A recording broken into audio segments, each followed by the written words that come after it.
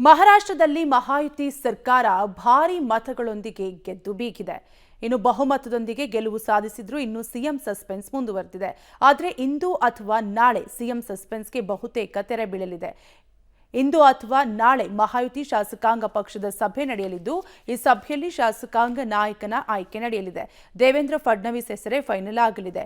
ಈ ಮೂಲಕ ಸರ್ಕಾರ ರಚನೆ ಗೊಂದಲಗಳಿಗೆ ತೆರೆ ಬೀಳಲಿದೆ. ಇನ್ನು ಹಂಗಾಮಿ ಸಿಎಂ ಏಕನಾಥ್ ಶಿಂದೆ ಬಿಜೆಪಿ ಸೂಚಿಸಿದ ವ್ಯಕ್ತಿ ಮೈತ್ರಿಕೂಟದ ಶಾಸಕಾಂಗ ಪಕ್ಷದ ನಾಯಕನಾಗಿ ಆಯ್ಕೆಯಾಗಲಿದ್ದಾರೆ. ನೂತನ ಮುಖ್ಯಮಂತ್ರಿ ಆಯ್ಕೆ ವಿಚಾರವಾಗಿ ಬಿಜೆಪಿ ತೆಗೆದುಕೊಳ್ಳುವ ಯಾವುದೇ ನಿರ್ಧಾರಕ್ಕೆ ನನ್ನ ಸಹಮತವಿದೆ.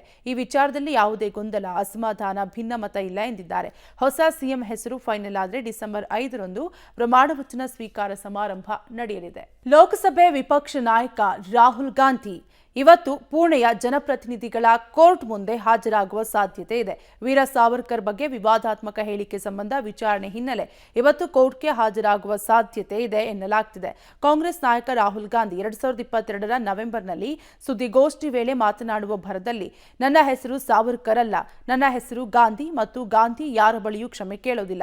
ಸಾವರ್ಕರ್ ಅವರು ಬ್ರಿಟಿಷರಿಗೆ ಸಹಾಯ ಮಾಡಿದ್ರು, ಅಲ್ಲದೆ ಕ್ಷಮಾದಾನ ಕೋರಿ ಪತ್ರವನ್ನು ಬರೆದಿದ್ರು ಎಂದು ಹೇಳಿಕೆ ನೀಡಿದ್ರು. ಇದು ಭಾರಿ ವಿವಾದಕ್ಕೆ ಕಾರಣವಾಗಿತ್ತು. ನಾಸಿಕ್ ಕೋರ್ಟ್ ವಿಚಾರಣೆಗೆ ಹಾಜರಾಗಬೇಕೆಂದು ರಾಹುಲ್ಗೆ ಸಮನ್ಸ್ ಜಾರಿ ಮಾಡಿತ್ತು. ಪುಣೆ ಜನಪ್ರತಿನಿಧಿಗಳ ಕೋರ್ಟ್ನಲ್ಲಿ ಇಂದು ವಿಚಾರಣೆ ಇದ್ದು ರಾಹುಲ್ ಗಾಂಧಿ ವಿಚಾರಣೆಗೆ ಹಾಜರಾಗುವ ಸಾಧ್ಯತೆ ಇದೆ. ಇನ್ನು ಸಂಸತ್ ಅಧಿವೇಶನ ಇರೋ ಹಿನ್ನೆಲೆಯಲ್ಲಿ ಕೋರ್ಟ್ಗೆ ಗೈರಾಗುವ ಸಾಧ್ಯತೆಯೂ ಇದೆ.